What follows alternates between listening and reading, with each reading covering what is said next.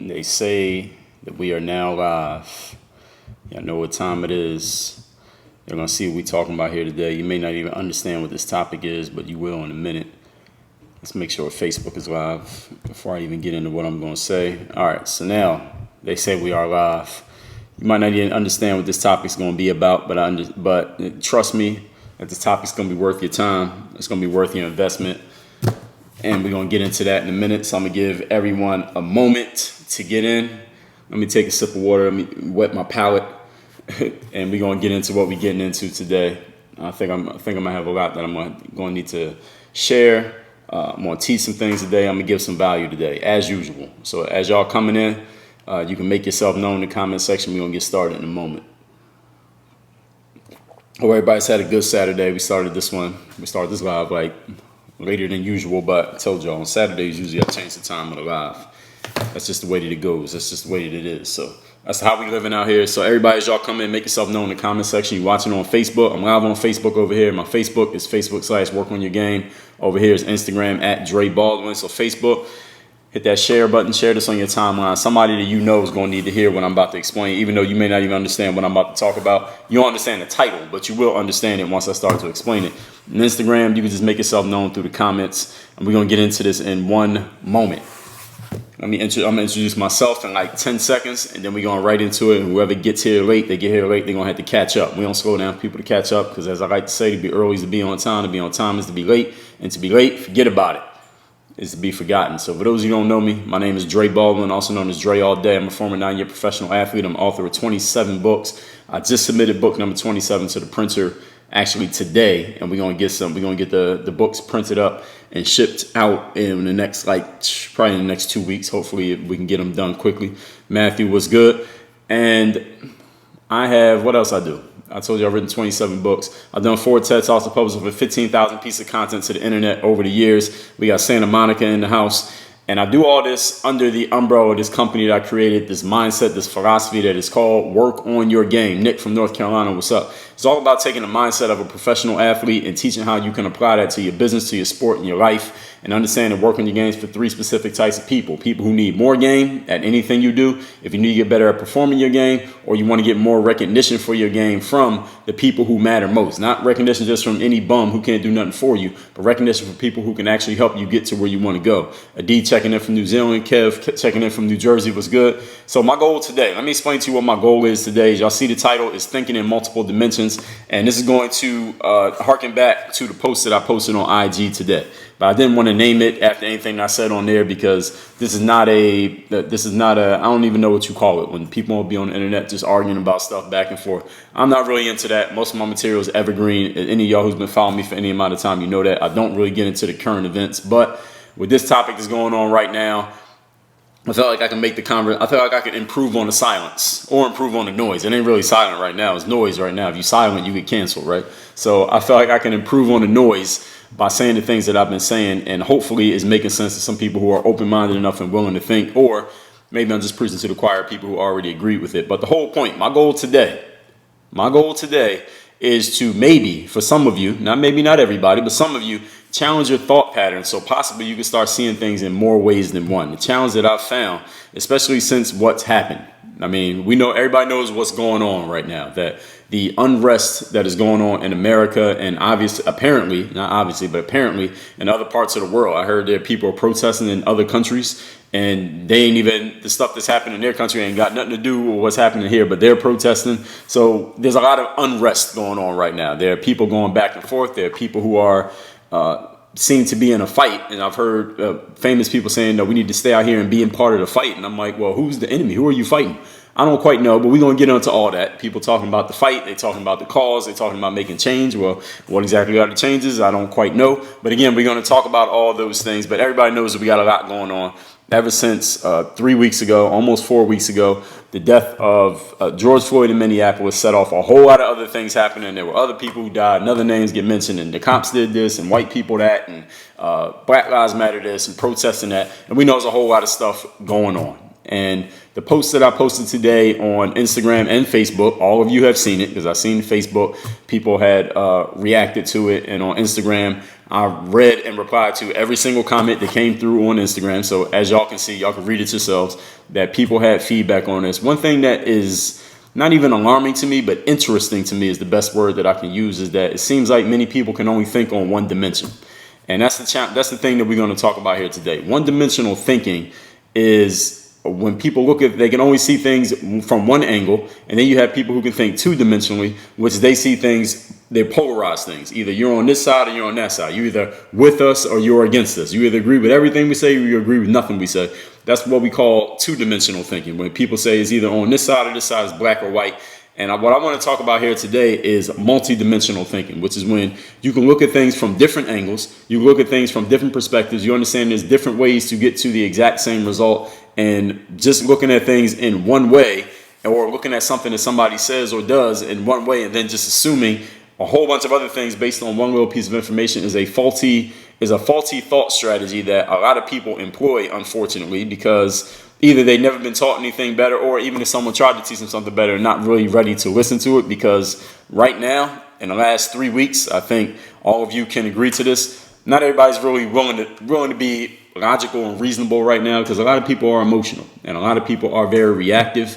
And I want y'all to remember that these algorithms that run these social platforms that we use every day, these algorithms are smarter than we are, which means if they want you to think something, they'll make you think it, and then they'll make you think that you thought it when actually they planted it in your brain. But we'll get to all of that, some of that today, some of that later on. Let's get into our first point. Number one, when the George Floyd situation happened in Minneapolis on Memorial Day, the following Monday, I put out an episode of my show called Work on Your Game. It's on all podcasting apps, SoundCloud, Spotify, Apple Podcasts, Google Play. Y'all know I put a video out on YouTube as well of the exact same content.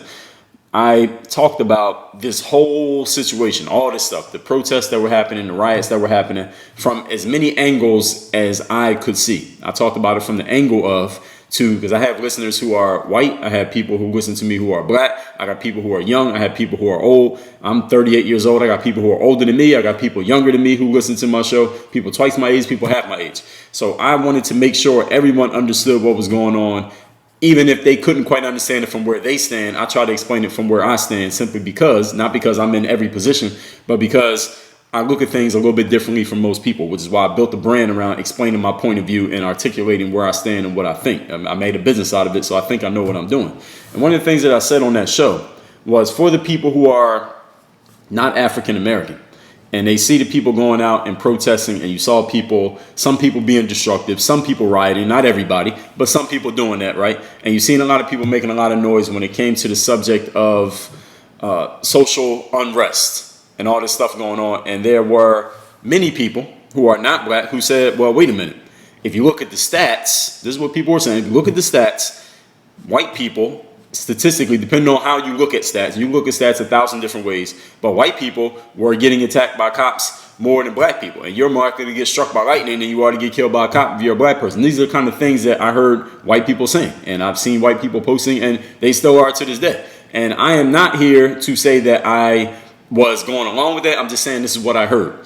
And this is what happened when I put that episode out, when I was talking about George Floyd. One of the things that I said was, listen, I understand that you all have your stats, you have your facts and your figures. But if you are not a black person living in America, then you cannot speak to the experience of the fact that if you do have an interaction with a cop, hopefully you don't. I don't look towards having interactions with cops. I don't think I've had an interaction with a cop all of 2020. So I'm not trying to. I don't need to. But if you do, you understand that as a person of color, something may happen to you, and you have maybe an irrational belief that if something does happen that could cause you being brutalized or losing your life, God forbid, that it may not be taken as seriously as if a person who was white had it happen to them. Now, that was the point of view that I tried to explain on my show to people who are not black, who couldn't understand why black people seem to be acting so disproportionately to what happened to George Floyd, when it seems like statistically it doesn't happen that often. It just becomes bigger news. And this is what some people were saying, because again, they looked at it rationally and logically. And what I was trying to explain to people was this: not everybody looks at everything all the time rationally and logically. So even though you may think someone's being irrational or illogical, or they obviously don't have the facts, And many times in life, people are guilty of all three of those. You still have to respect the fact that people feel the way that they feel. Even if you think your facts cancel their emotions, you can't cancel somebody's emotions. You can't cancel the way somebody feels, even if you have factual information that goes counter to what they are thinking. And this is the thing that I said this on my show. I've had multiple white males contact me privately since that episode came out, and they've said things like, well, Dre, it seems like you're saying this, or you're trying to say this, or why is BLM saying that? And I'm saying, look, I never said that I was on any side of anything. It's nothing that I seemed to say. Sometimes I post things online and someone will come in the comment section and say, well, it seems like you're trying to say, and then they'll try to say something different from what I actually said. And I say, look, check this out, motherfucker. All right, my professional expertise is in articulating what I think. So I don't need anyone to ever listen to anything that I say or read anything that I've written and say, well, it seems like you're saying. I don't seem like to say shit. Whatever I'm saying, I say it perfectly clear, exactly as I want it to be said. And if I need to change it, then I'll change it. But I don't need anyone to paraphrase me. Okay, I don't need an editor. And this is what I've explained to a lot of people. Sometimes I got to do it on social media with some idiots who don't think. And it's okay. I understand that everybody ain't the same. And sometimes I got to do it with people who reach out to me privately, who say things. And one of the problems was there were many white males who reached out to me, and not all of them, but just a few. Now, I'm not going to call them out, because if they wanted to be known publicly, they would have said what they wanted to say publicly. They said it privately because there's certain things that they said to me that I don't think they felt comfortable saying out loud, because they know they would get canceled if they did. And I called them out on that in the private messages. But one of the things they would say, well, it seems like, Dre, you're saying blacks are getting targeted by cops, and that's not true, and this and this and this. And I say, yo, I never even said that. I never said that thing. I never said that police brutality was only a black people issue, or even the issue at all. Not say that it's not. I'm not saying that it is. I'm saying that's not what I said. But people were taking the things that I said out of context and saying, well, it seems like you're saying this thing or you're saying that thing. Here's what I did say. That, as I just said a moment ago, some people feel a certain way. There are people out here right now, African Americans, white people, whoever, who feel like if you have an interaction with a police officer, something might happen to you. You feel like the cops are racist and trying to kill black people. You feel like white people think you're lesser than them and they feel supreme to black people. There are people who think that. They have that feeling, they have that emotion, they have that belief, and nothing you say logically is going to change their minds. Do I agree with those thoughts? Not necessarily. However, I do respect the fact that some people feel that way, because understand that feelings are not rational. Ladies and gentlemen, you understand that? Somebody feeling something, even if it's not backed up by logic and reason, that makes sense, because we're humans. Human beings are emotional. If everything in life was just logical and reasonable, all right, humankind would not be what it is, because everything would just be straight ones and zeros. It would all be analog and digital, and all of this existence wouldn't even exist. All right, everybody would just do the same thing. We'd be like the Jetsons, but without the emotion. All right, it wouldn't be a very interesting life. What broke a lot of people's brains when I said, listen, I understand that the things that you believe factually don't back up what people are feeling emotionally, is that I wasn't hardlining on either side of the topic. And a lot of people get their brains break when I don't hardline on the topic. Like I posted today.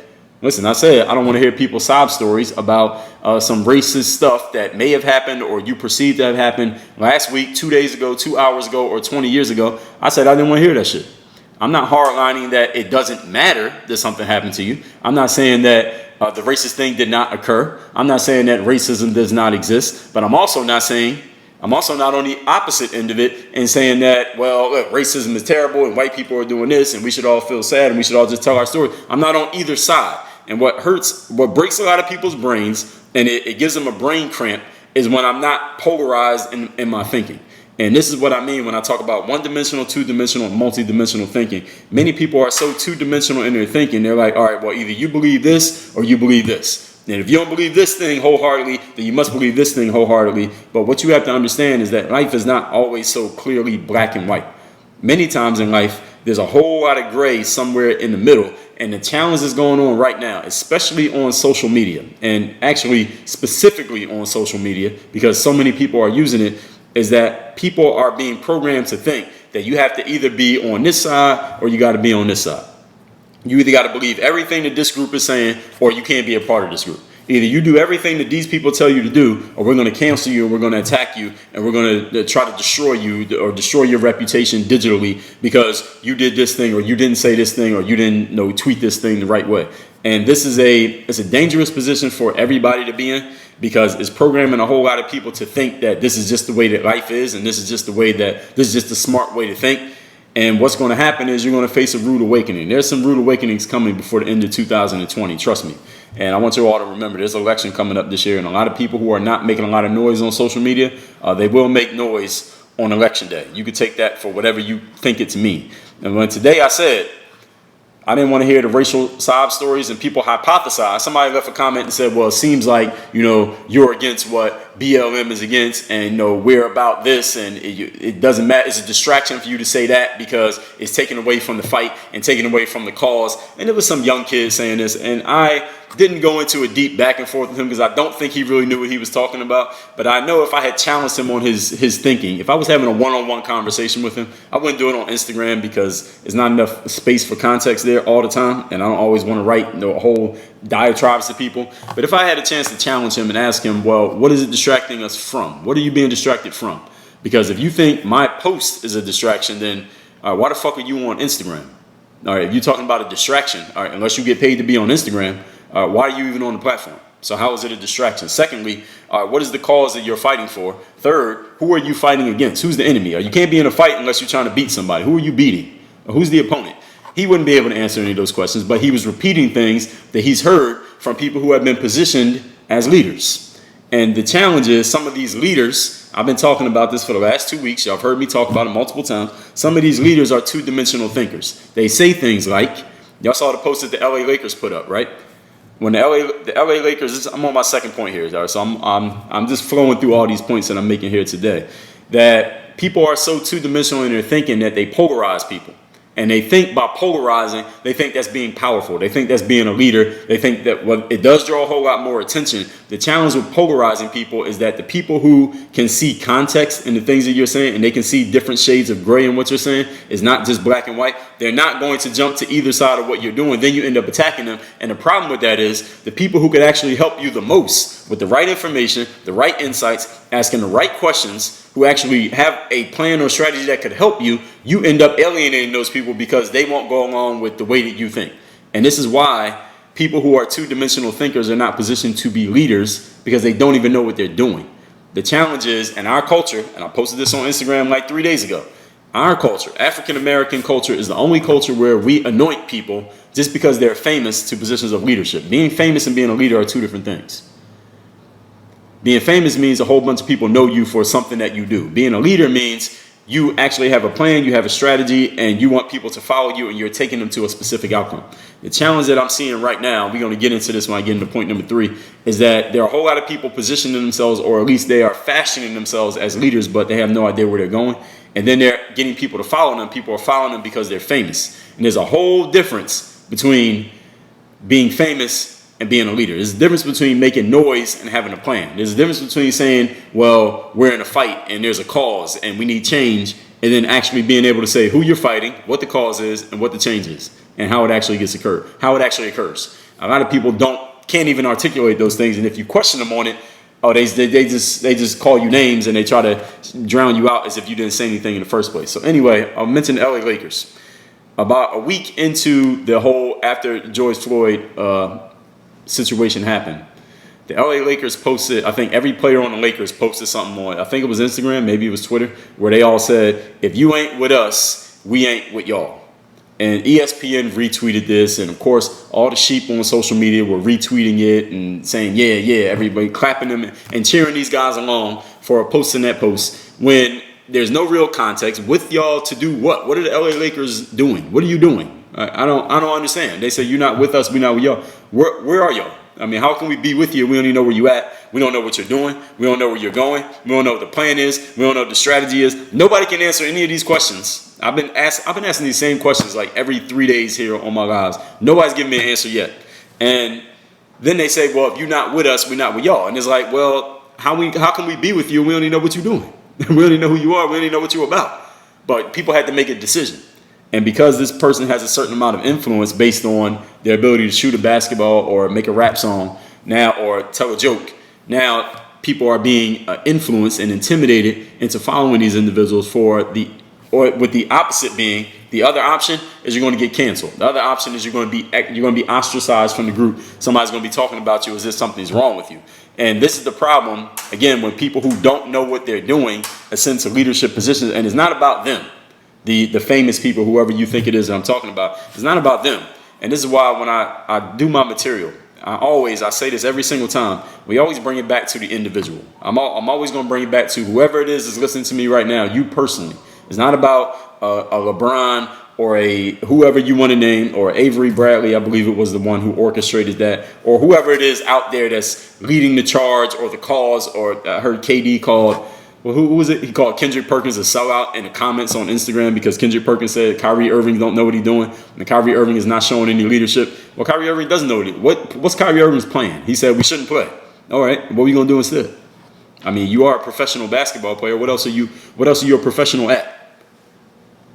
What are you gonna do if you're not playing basketball? I mean, I don't understand. What other job do you got? What else are you qualified to lead people at doing? I don't think there's anything else, and that's not a knock on Kyrie as a man. But it's, look, you are famous and you have a name because you're good at basketball. There's nothing wrong with that. You make a lot of money, at least from what I've heard. So why not do what you do? You know, I don't see what the problem is with Kendrick Perkins saying, well, you voted to play. Now you're saying don't play. That makes no sense. It doesn't make any sense. And KD, I guess he felt he had to ride for his teammate. So he said, he called Kendrick Perkins a sellout. Kendrick Perkins did a whole segment on ESPN defending himself. All this shit, I told y'all this 3 weeks ago. When the whole George Floyd thing first popped off, I said this on my story. All these motherfuckers is actors. All of them. They are actors. Do not believe everything that you hear on Instagram. Definitely not on Instagram. Don't believe anything that you hear, and only believe half of what you see. Don't believe everything you're seeing on any social media platform, Facebook, Twitter, wherever people are posting their news. Do not buy into all the stuff that you see people saying on ESPN. I said this when the Drew Brees thing happened. Y'all remember what happened to Drew Brees, right? He got murdered in cold blood in public on social media because he said he believed it was disrespectful to kneel during the national anthem, which is an opinion. All right, it's not right or wrong. But here's the thing that was funny to me. After he said that, the next day on ESPN, or first he apologized, right? And everybody destroyed him. And then he had to apologize like 10 times. He's still apologizing right now. Like, he apologizing in his sleep for that. He's going to be apologizing for the rest of his damn life. And here's the thing.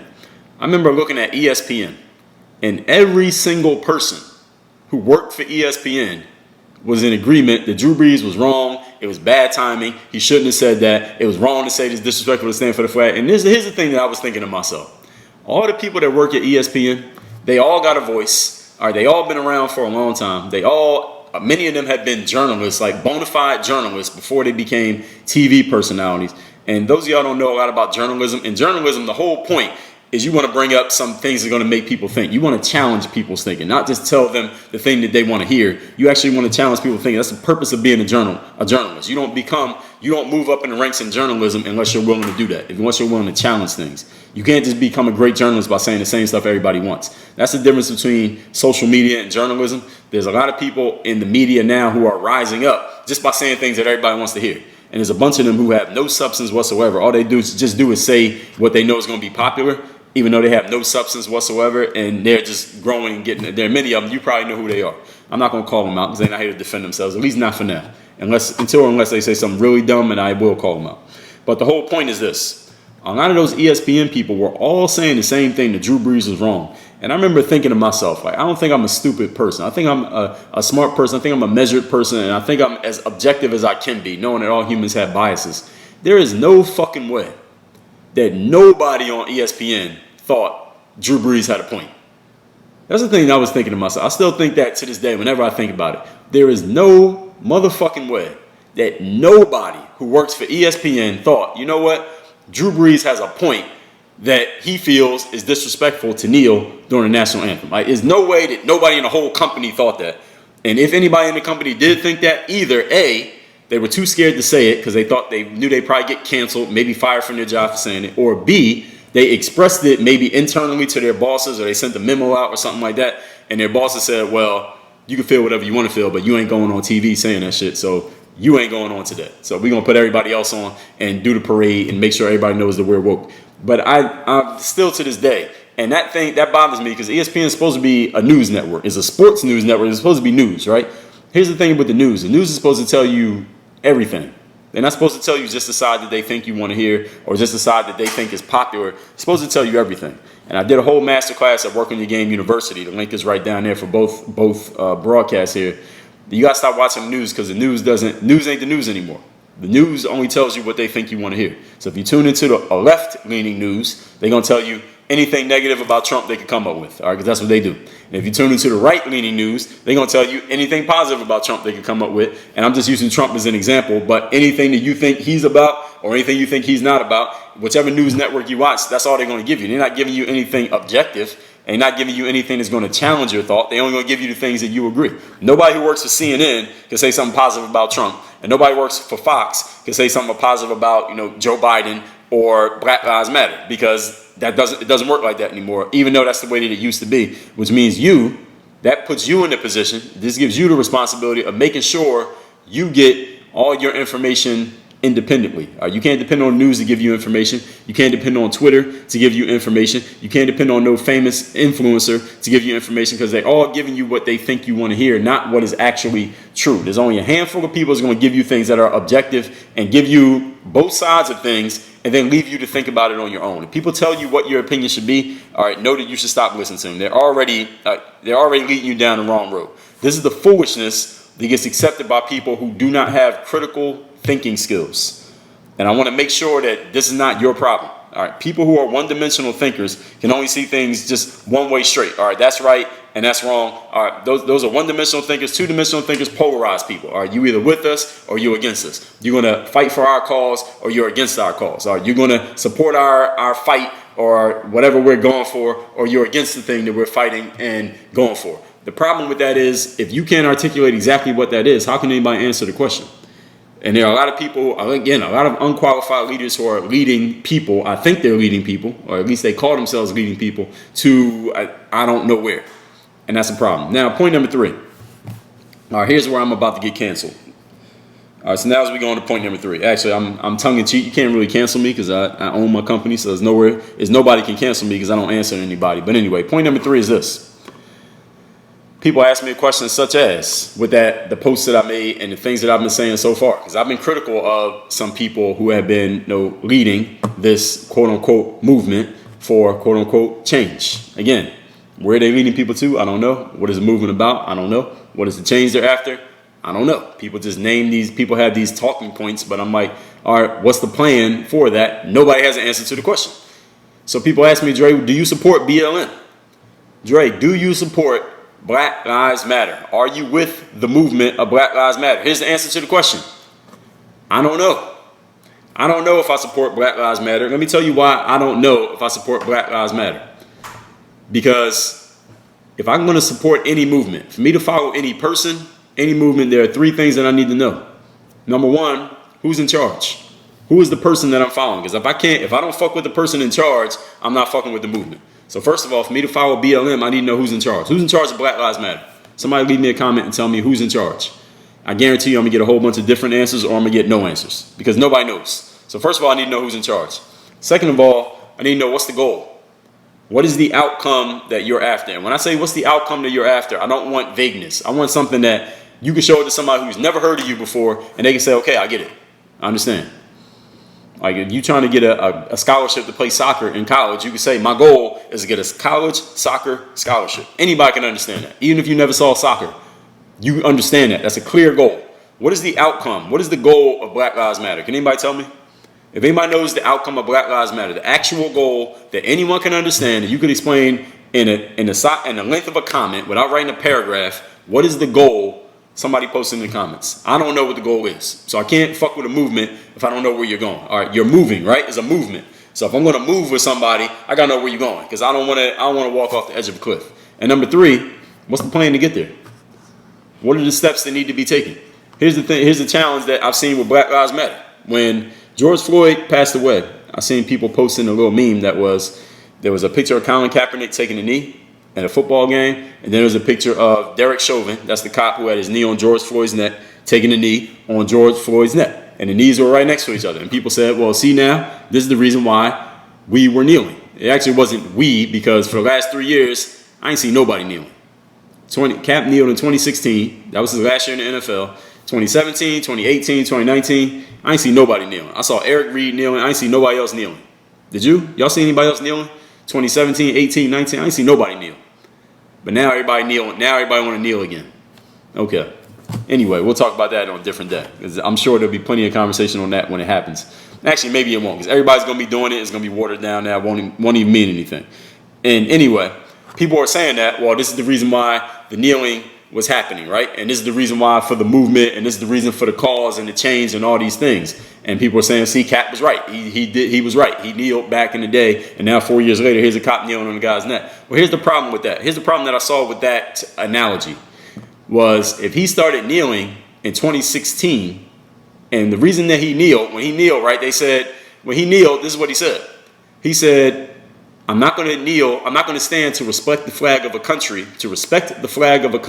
that oppresses people of color, and there's bodies in the street, and cops are getting paid leave, and, you know, it's systemic oppression. Those are the things that he said. So for people asking, was he saying it, was he disrespecting the flag, or was it about something else? It was actually about both, because he said both. He said, I'm not kneeling, I'm not standing for a flag. So he did say, I'm not standing for the flag. That's disrespect to the flag. Then he said, systemic oppression, bodies in the street. So he actually said both. So when people are arguing, was he kneeling about the flag, or was he kneeling about the cause? He was kneeling for both. He said both in his statement, out of his mouth. And that was one of the few statements that he's made in the last 5 years. So next time you hear somebody arguing that, tell them that he actually said both. So neither one of them is right. They're both idiots, because they're both arguing something. They would have read what the fuck he said. They could see his actual statement, which was both. Anyway, if he started kneeling in 2016, right? And I'm going to answer every question or comment at the end. And it's 2020, and a cop was kneeling on George Floyd's neck. This is by deductive reasoning, this is what I came to. In 4 years, nothing was achieved. If the whole purpose of Cap kneeling in 2016 was to keep bodies from being in the street, and in 2020, there are bodies in the street, the movement didn't go anywhere. The movement did not move. I'm not saying he was wrong for doing it. It was his right. It's his First Amendment right to protest peacefully. He decided to do it at the football game, which cost him his career. It was a bad business move, but personally, he was within his rights to do it. I do believe it was a bad business move, because he hasn't done any business since. I mean, we can look at the results and know that. But personally, he was not wrong for doing it. See, there's another thing that breaks people's brains. So people get mad at me for saying it was a bad business move when it was, and we can look at it. But at the same time, I say, look, he was right. It was within his rights to do it. I'm not saying he was wrong for doing it, but it didn't work out for him business-wise. And secondly, if his whole point of doing it was to stop those things from happening, he didn't do it. It's 4 years later, it's still happening. 4 years later, check this out. Cap kneeled in 2016, lost his job. People said, well, he has a right to kneel. That was what people were arguing about, right? He has a right to kneel. Now, 4 years later, what's going to happen when the NBA fires back up and the NFL starts this year? This fall, what are we going to see? Everybody kneeling. So it took 4 years. Check this out, y'all. It took 4 years for athletes to win the right to kneel during the national anthem. Now, you tell me if that's an accomplishment. I'm pausing there because I just want that to sink in. If that's an accomplishment, you let me know. All right, if you see that as an accomplishment, me and you just have fundamental differences. And that's all right. You can think however you want to think. But it's a question that I want to ask. And it's the kind of question that people get mad at me when I pose this question, but nobody can answer the question. Nobody can answer the question. So anyway, when it comes to, let's just use myself as an example. Somebody asks, what's work on your game about? Work on your game is about, I say it every time I do these lives, taking the mindset of a professional athlete and teaching you how to apply it to your business and your life and your sport you happen to be an athlete. That's what it's about. Can everybody understand that? I wrote a whole book on the subject. You can read it. If you don't understand what I said, read the book. 250 pages, you can read this in a week. Done. Now you know exactly what it's about. Second question, who's in charge? Me. So if you following this movement, all right, this is me. This is my name right here. All right, so if you don't fuck with me, then you ain't gonna fuck with my movement. And that's all right if you don't, and it's great if you do. But you know who's in charge. You know who the person is. If somebody says work on your game, they talking about me. All right, period. You Google work on your game, you're gonna see me. So who's in charge? Me. Number 3, what's the plan? It's a 4-part framework. Discipline, show up every day, do the work. Confidence, put yourself out there boldly and authentically. Mental toughness, continue to show up every single day, doing the work, even when you have not yet reached success. Personal initiative, go make things happen instead of waiting for things to happen. Can everybody understand that framework? That's a strategy. That's the way it works. Do you see how I answered those 3 questions quickly, succinctly, and clearly? Nobody can misunderstand anything that I just said. If you're going to have a movement or a cause or a brand or a business or whatever, everybody needs to understand what the goal is, who's in charge, and what's the plan. If you cannot explain them, then how the hell can you get anybody to follow you? And then how can you demonize somebody for not following you when you don't even know where you're going? That's my challenge with Black Lives Matter.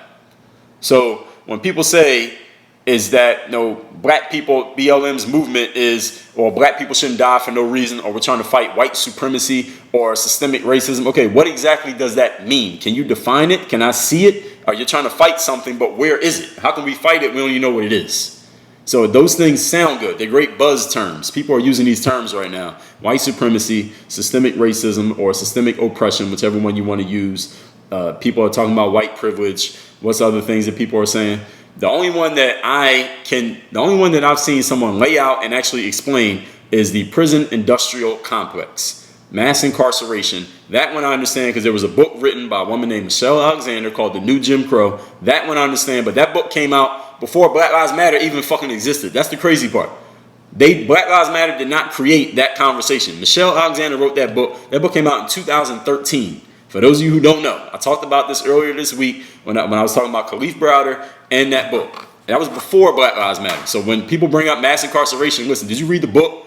People like saying that term, didn't even read the fucking book. Read the book. It's called The New Jim Crow by Michelle Alexander. So if Michelle Alexander started a movement, I can get behind that because she knows what the fuck she's talking about. She laid it out clear. Again, who's the leader of Black Lives Matter? Nobody's posted that yet. Can somebody tell me who is the leader of Black Lives Matter? Any of you who supports Black Lives Matter, who are you supporting? Who's the leader? Who are you following? Who is the person? If I'm following the Nation of Islam, I know it's Louis Farrakhan. I know if I'm following Make America Great Again, I know it's Donald Trump. If I'm following Apple, I know it's Steve Jobs back in the day. If I'm following Microsoft, I know it's Bill Gates. Whatever I'm going to follow, I need to know who's in charge. Who is in charge of Black Lives Matter? Can somebody tell me who's in charge? Does anybody know? I'm waiting for somebody to tell me. Okay? So when people say, well, the point of Black Lives Matter is black people shouldn't be dying in the streets or shouldn't be, attacked by cops or shouldn't be dying at the hands of police. Listen, if that's the thing that you're fighting against, let me tell you something. Who has said that they should?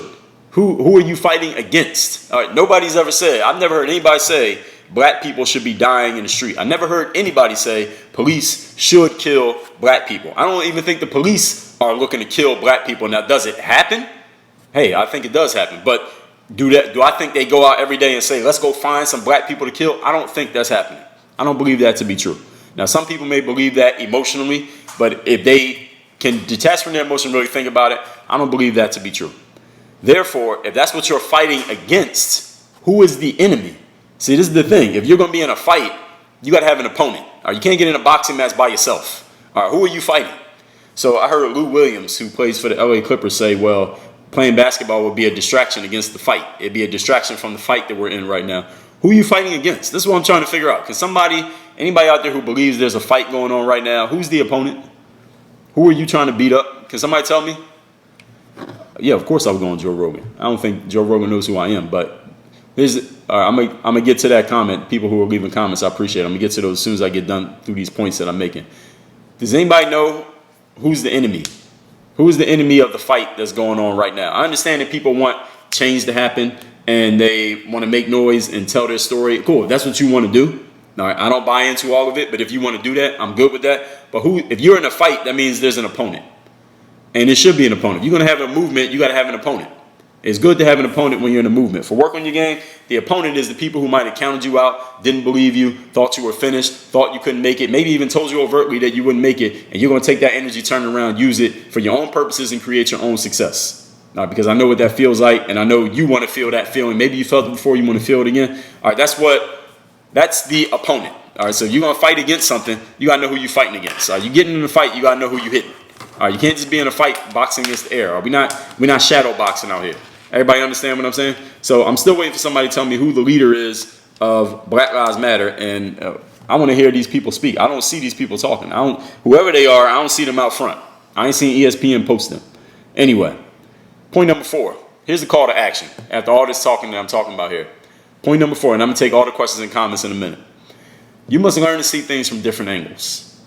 You got to be able to say, listen, I fuck with this, I fuck with you, I fuck with what y'all got going on over here, but this part of it doesn't make any sense. This part of it, I'm not quite understanding. This part of it right here, y'all doing it the wrong way. This part of it right here is bad strategy. This part, you need to do something a little bit different than what you've been doing. That's the thing that people need to understand when it comes to any movement or any cause, is that you can be down with a cause and you can support a cause and you can say, yo, this person is cool for doing what they're doing, but at the same time, question them.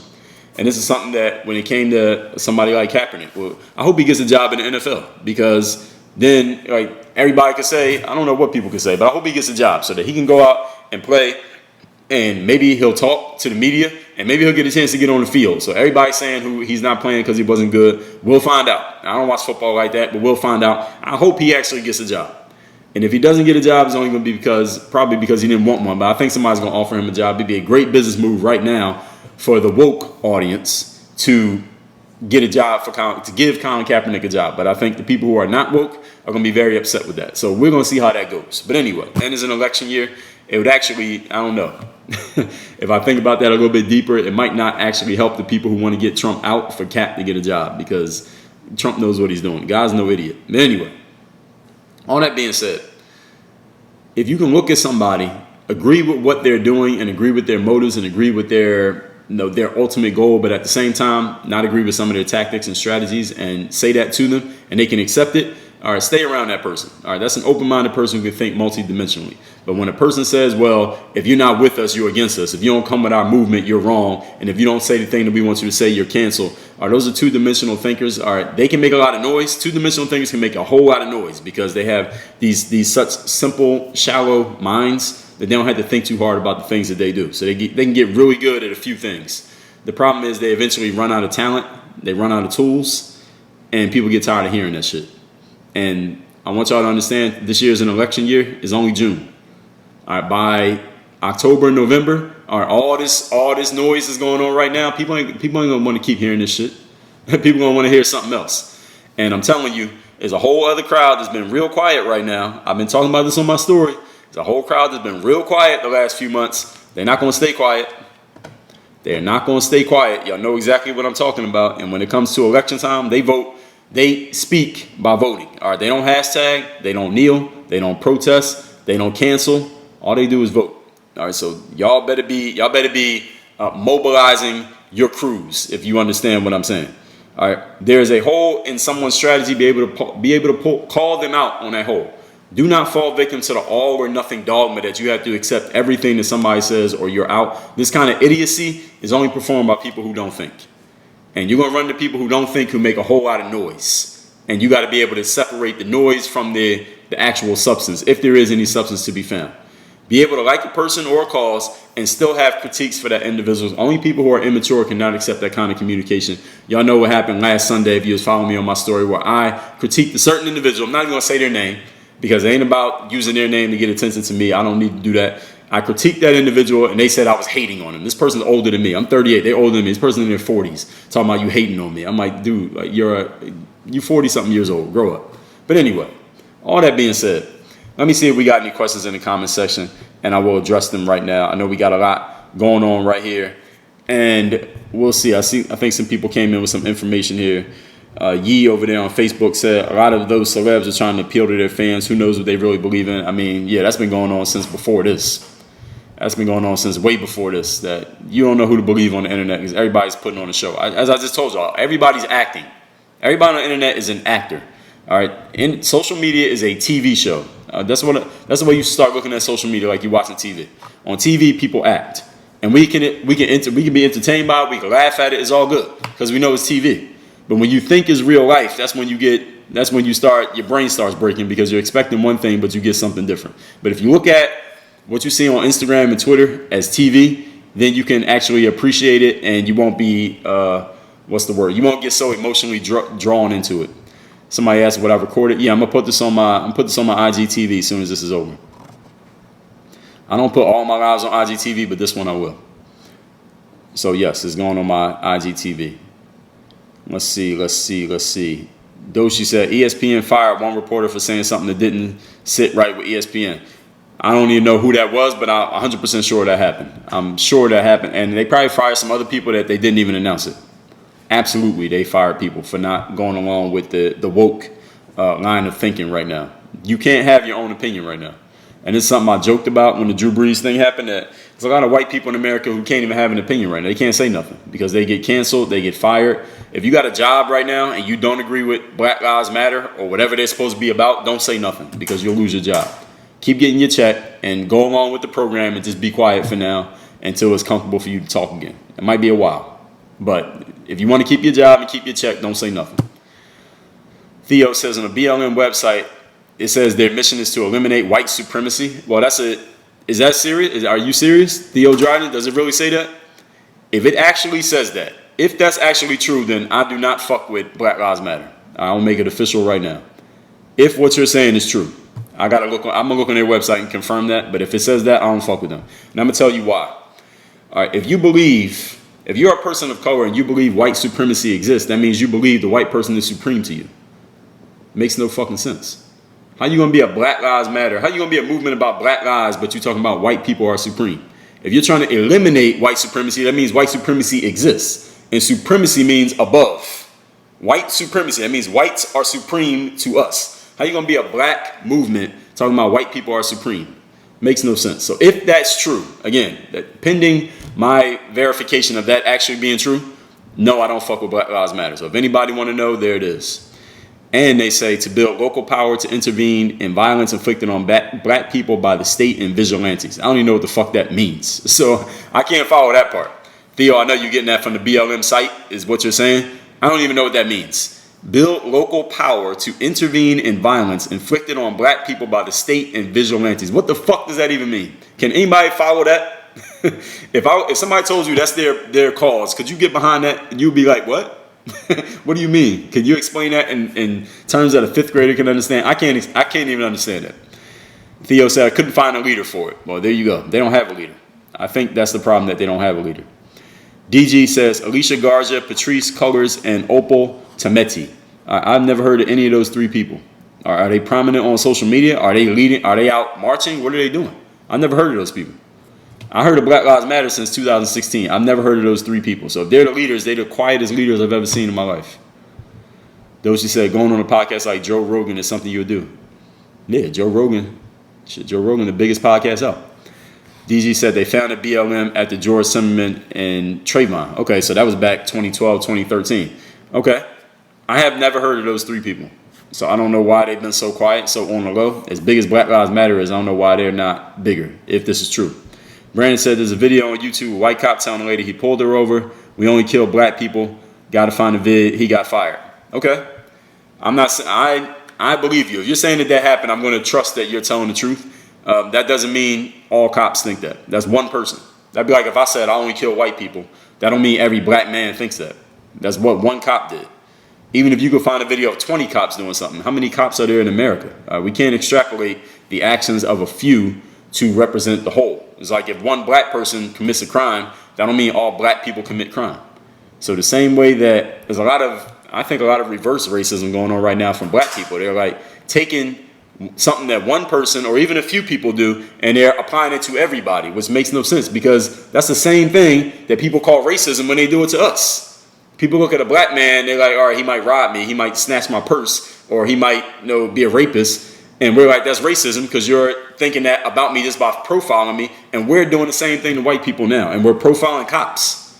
And I know police do profiling. I know it happens. I'm not denying that. But that don't mean every cop is doing it. It's not fuck the cops. We're not mad at the cops. It might be one or two cops that did some dumb shit. But we can't be mad at all cops. That makes no sense. Again, if you think cops are targeting anybody out here who thinks cops are targeting black people, how do you explain the fact that you're still alive? If cops are targeting black people, one of them know how to shoot. You'd be dead already. If they were targeting you, you'd be dead. All right, that's what a target is, right? You're trying to hit it. Okay, they got enough bullets. All right, cops don't run out of bullets. So if you're being targeted by cops, you'd be dead already. Ming said Hawk Newsom. I ain't heard Hawk Newsom talk in a while. I ain't heard his voice in a minute. Last time I heard Hawk Newsom publicly was at the Charlottesville rally when he and a few people showed up and gave a speech. And he actually got people to accept him at the Charlottesville thing. He was talking to a bunch of white people with Confederate flags. But I haven't heard Hawk since then. So if he's the leader, again, Black Lives Matter got the quietest leaders I've ever heard in my life. I can't understand it. How they got all these leaders, but I never hear from any of them. I hear more from LeBron James than I hear from any of these leaders that y'all are naming. And this proves my point. I've had 2 different people tell me 4 different names of the leaders. So who's the leader? You can't have 4 leaders. All right, any of y'all ever been in a car? How many driver's seats are there in a car? Car only got 1 driver's seat and 1 steering wheel. It's not 4 steering wheels in a car. So who's the leader? I'm hearing all these different names. Brandon said, I think the same way. Take the good things from both sides. That way you can never be wrong. If you stand on one side, you have to go down with all the bad as well. Yeah, exactly. I mean, and just understand what the sides are about, and then just come up with your own opinion. It's not even not about avoiding being wrong, because we're going off opinion. So opinions can't be wrong, even though people will try to tell you that you're wrong for having an opinion. Like Drew Brees, he had an opinion, and he ended up having to apologize for having an opinion, which makes no sense. I was disappointed that Drew Brees apologized for that. Not even to saying that I agreed with his position, but I wish he would have stood on it like a fucking man. But anyway, that's a different conversation. Ming said Hawk is the chairman of BLM New York. I don't think there's a head leader for the movement. Now, I have heard Hawk being the chairperson of BLM New York. I have heard that. But you don't think there's a leader for the movement, then it's not a movement, in my opinion. It's a hashtag. I mean, a hashtag is cool, but it's not a movement if there's no leader. Because if there's no leader, then there can be no direction. Where are you going? And who's taking you there? This is the part that I don't get about them. Theo said BLM is decentralized, but the source is Wikipedia, so it's not trustworthy. Well, sometimes it is, but I get you. But this is the whole point that I'm making, that people got to look on Wikipedia to even find out who leads Black Lives Matter. That means there's no leadership. If people can't even agree on who the leader is, that means there is no leader. Coach Kev says, I can argue that Neo in the Matrix didn't know what he was fighting for. Agent Smith said, do you even know what you're fighting for? Why do you persist? And he said, because I chose to. Well, I'm not an expert on the Matrix, so I can't even say nothing about that. Coffee the Great says, Dre sounds mad. But I got the same tone every time I do a live. Sometimes it's bigger than just pure logic. I said that at the beginning, Coach Kev. I think you missed the beginning of the live. I was very clear at that from the very beginning. You can watch the replay. You said, well, every day. Well, I ain't mad every day. I think I just sound like this. Theo said, is on the BLM website, the About Us section. Yeah, well, I do not support BLM if they said that their goal is to eliminate white supremacy, because I don't even believe in white supremacy. To believe in white supremacy, to attack white supremacy means you believe the white person is supreme to you, and you're trying to change it. I never believed that. Any of you read any preachings of the 5% nation, you know that the 5% nation teaches that the black man is a supreme being, black man. So if you believe in white supremacy, then you already started off on the wrong foot. Somebody said it was a Trump rally. I saw that. They filled that arena up. Hopefully they don't get COVID out there. Cops be getting overpaid. That's why people want to defund the police. I don't think the cops are overpaid. A police job is not that high paying of a job. I don't know where people get that information from. Police get paid like school teachers. Now, if you stay there for a long time, you get more money. But a police job is not like I don't know what job y'all think makes a lot of money. Police ain't it, and it's a very dangerous job. Like every day you go to work as a cop, you might die. All right, and people act like being a cop is like some golden parachute to wealth. Any of y'all ever met a rich cop? All right, y'all think being a cop is overpaid? People want to defund the police because that's their emotional overcorrection to what has happened and what has gotten publicized in the media of cops, the killing of black people by cops. That's where the defund thing came from. But it makes no sense, because if the cops get defunded, guess what's going to happen? It's going to be crime, and there going to be no cops to do nothing about it. And who here can afford private security? Any of y'all got a private security guard? If you needed one, could you afford it? All right, would you be comfortable sending your mom or your grandma or your girlfriend or your daughter out to the mall with money, or coming home with bags from the Gucci store or Nordstrom, knowing that somebody could rob her and ain't no cops to call? What you gonna do? So I don't think y'all don't really want to defund the police, because if the police get defunded, who's gonna lose? The people who ain't got no guns and the people who ain't got no money. So if you ain't got no money or no gun, you don't want the cops defunded. You want the cops to be perfectly funded. All right, because if something happened, you will call them. Cops do not get overpaid. That is bad information. Ali says, do you think Black Lives Matter and those supporting it are at risk of alienating supporters by encouraging cancel culture? Yeah, they've already alienated some supporters by encouraging cancel culture. There's white people supporting Black Lives Matter. There's people supporting Black Lives Matter don't even know what it means. The questions that I just asked, nobody can answer. What are they about? Defeating white supremacy. That doesn't make sense to me. There are people hashtagging Black Lives Matter don't even know what it means. The NBA gonna be hashtagging Black Lives Matter. Don't even know what it means. Ask somebody at the NBA, what does Black Lives Matter mean? They won't have an answer. Somebody said at least a quarter salary cut would be okay. No, it wouldn't. Why would you cut the salary of the cops? Again, if something happens to you, who you gonna call? Ghostbusters? Are you gonna call the cops? If somebody robbed, you come home from a vacation and your house is robbed, what you gonna do? Who are you gonna call? You ain't got nobody to call. If you ain't got no security and you ain't got no guns, what are you gonna do? Of course you're gonna call the cops. It sounds good to say that you want to defund the police because everybody's excited and emotional right now, but you don't want to defund the police. All right, if your girl and your kid go out to lunch and you're not there, and somebody robs your girl and smacks your kid and runs off, and she got the license plate number, what you gonna do? What are you gonna do? You gonna call the cops? So somebody said, thank God the cam invented for our safety of cops who are not doing their job. Yeah, well, yeah, if a cop messes up, they got to go to court. Let's be clear. All these cops right now, the cops in Atlanta and the cops in Minnesota, they got to go to court. So we don't want to pass judgment just yet because they got to face that jury. And shit, just because you're going to court don't mean you're going to jail. It don't mean you're going to get convicted. Let's put it that way. In Simon, do I think BLM is a violent movement? I don't know what BLM is. That's the whole very question that I'm trying to get answered. I don't know what they are, so I can't support them because I don't know what they're about. What's good? People who are coming in later.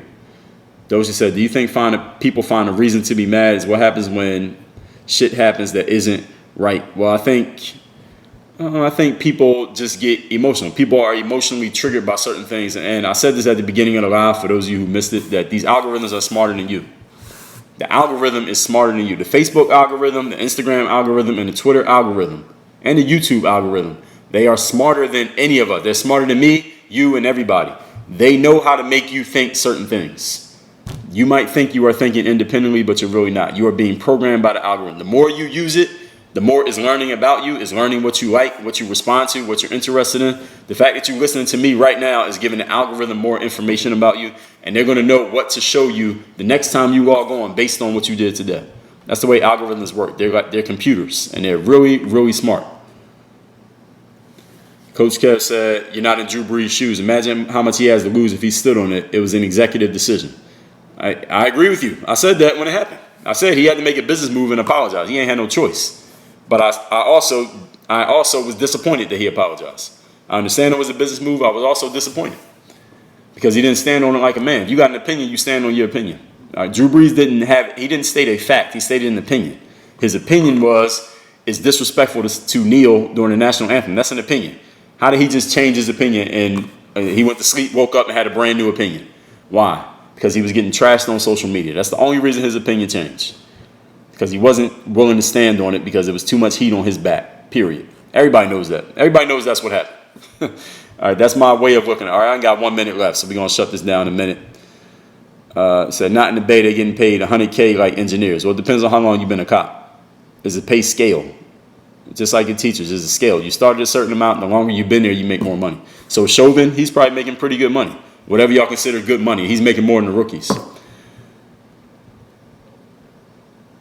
So your points on police salary are valid. Never thought of it like that. None of you want the police defunded unless you can afford a private security guard. And none of you, if you ain't got no security guard right now and you don't own a gun, then why would you want to defund the police? What if somebody robbed you? What you gonna do? You ain't got no gun. They got a gun. They robbed you. What you gonna do? Y'all don't want to defund the police. That makes no sense. Somebody said police should have more money invested into them for better training. Yeah, that's a better way of doing it. Don't defund the police. You need to give more money to the police, all right, so they can learn something. Somebody said, do I think fuck 12 is hypocritical? I think fuck 12 is just some shit that ignorant people say because it sounds good and it sounds fun in the middle of a protest. I don't think it really means anything. Yee said the police get defunded is only going to hurt the communities that are pushing for. Exactly. If the police get defunded, guess where things are going to go crazy first? In the hood. No police? You kidding me? Ain't gonna be nothing but bodies out there. It's gonna be like goddamn, what's that TV show where everybody dead? The Walking Dead, The Living Dead. What's the name of that show? Is it The Walking Dead? I forget the name of that show.